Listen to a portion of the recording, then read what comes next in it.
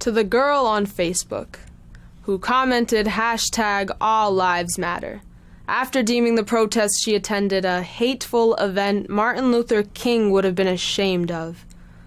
Call it an overreaction. Call it a riot, a violent protest. Call it everything but justified. Ask us to be polite, to stay calm, to voice grief with respect while our brothers' bodies are laid out on the street, sounding the alarm. Our bodies are threats well before they are human, and you still want to know the source of our rage. You fear our rage will happen across a storefront window, will happen across a corporate office. You fear the glass shards glittering under police helicopters. We fear your rage will drag our children into the streets and dance in the red pool beaming under street lamps. I cannot decorate this pain for you. I cannot make a beautiful homage.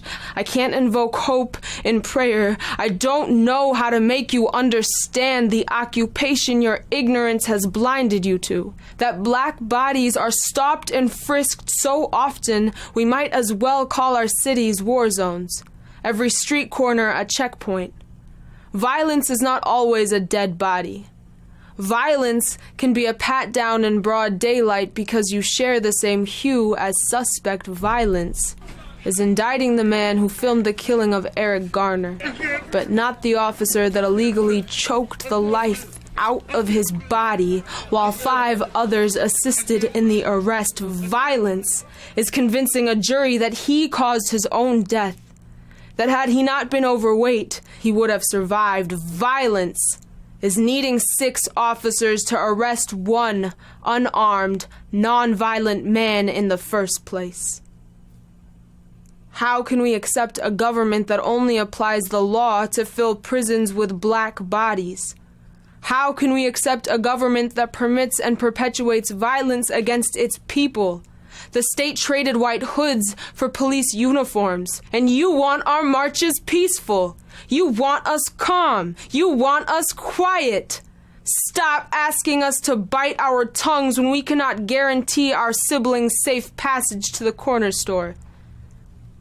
Yet you still want to talk about looting. Want to police our protest tactics. You want me to know that you would have cared about the tombstones this nation is hoarding if we hadn't blocked traffic. You think stopping trains is silly. You want us to march peacefully, to replicate your disfigured perception of Martin, but Dr. King said, riots are the voices of the unheard, and you will hear us now. It is not enough for you to hold our dead in your prayers, to wish us love and light.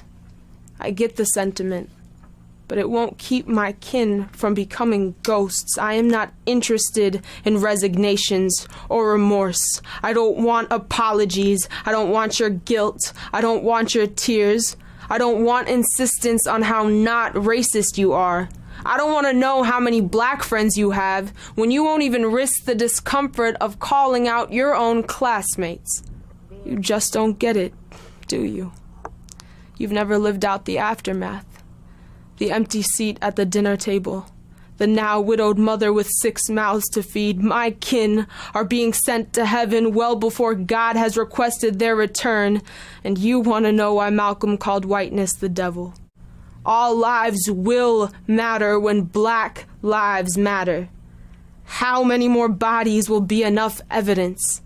How many videos of our last words? How many more must there be for you to finally call this a genocide?